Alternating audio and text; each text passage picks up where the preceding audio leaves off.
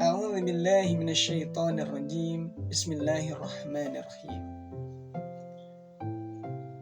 Di depan Ka'bah, ku ingin sekali segera menikah.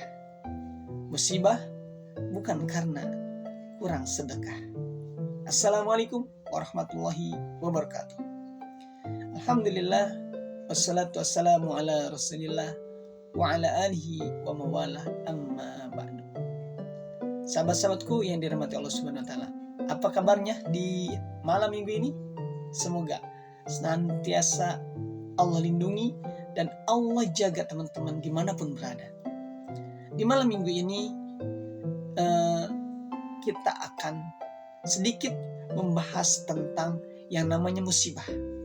Karena terkadang kita menganggap bahwa musibah ini adalah sesuatu yang terjadi karena dia berbuat maksiat, karena dia kurang sedekah, karena dia sedang diazab, karena dia sedang jauh dari Allah. Ini adalah sebuah pemikiran yang salah. Kenapa? Karena kata Allah dalam surat Al-Baqarah ayat 155, Allah berfirman, وَلَنَبْلُوَنَّكُمْ بِشَيْءٍ مِنَ الْخَوْفِ وَالْجُوعِ وَنَقْصٍ مِنَ الْأَمْوَالِ وَالْأَنْفُسِ وَالثَّمَرَاتِ. Kami pasti akan menguji kalian, kata Allah, dengan sedikit ketakutan, khauf wal ju' dan kelaparan, wal ju' wa naqsi minal amwal, dan kurang harta, wal wa naqsi minal amwat, dan kematian, wa thamarat, yang terakhir adalah wa thamarat, dan buah-buahan. Wa basyiris sabirin di akhir ayatnya, dan berikanlah kabar gembira bagi orang-orang yang sabar. Jadi dari ayat ini, yang namanya musibah bukan karena seseorang itu sedang durhaka, bukan karena seseorang itu sedang azab, bukan karena seseorang itu tidak sedekah dan sebagainya, tapi emang mau dia baik, mau dia buruk, tetap kata Allah, aku akan uji teman-teman yang soleh, yang solihah, teman-teman yang tidak soleh dan tidak soleh, teman-teman yang kadang-kadang bermaksiat dan kadang-kadang baik, tetap akan diuji semuanya. Karena itu janji Allah. Karena hidup ini memang adalah mazra'atul akhirah, ladangnya akhirat. Yang mana ladangnya akhirat itu kita kayak petani. Kita hari ini tanam. Mau yang kita tanam itu baik, maka kita akan tuai nanti di akhirat kebaikan. Kalau yang kita tanam hari ini buruk, maka yang akan kita tuai, kita panen ya keburukan. Jadi dunia ini mazra'atul akhirah, emang ladangnya akhirat.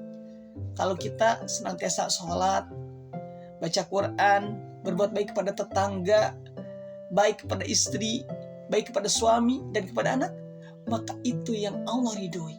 Dan Allah sudah siapkan surga dan neraka bagi mereka yang tidak mentaati yang Allah perintahkan.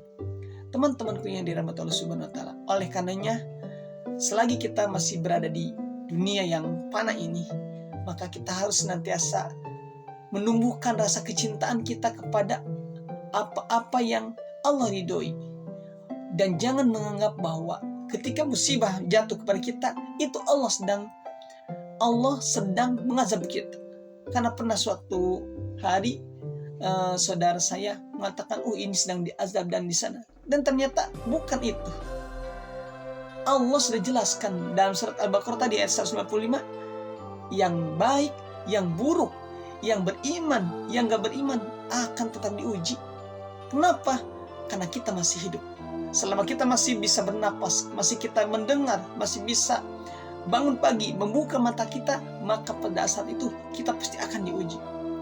Berbagai macam ujiannya, dan semuanya pasti akan sudah berdasarkan kadar kemampuan.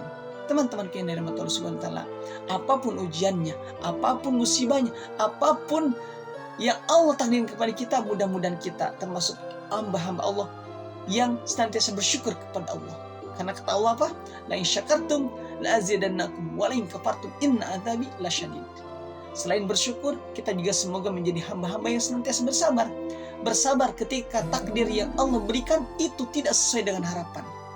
Karena sejatinya sabar itulah yang bisa mengantarkan kita ke surganya Allah Subhanahu wa taala. Mudah-mudahan Allah senantiasa membimbing kita, menuntun kita, dan menjadikan kita hamba-hamba yang pertama bersyukur, kedua bersabar, dan yang ketiga senantiasa berbuat baik kepada siapapun dan kepada makhluk apapun. Barakallahu fikum, kurang dan lebihnya mohon dimaafkan. Salam akal sehat. Wassalamualaikum warahmatullahi wabarakatuh.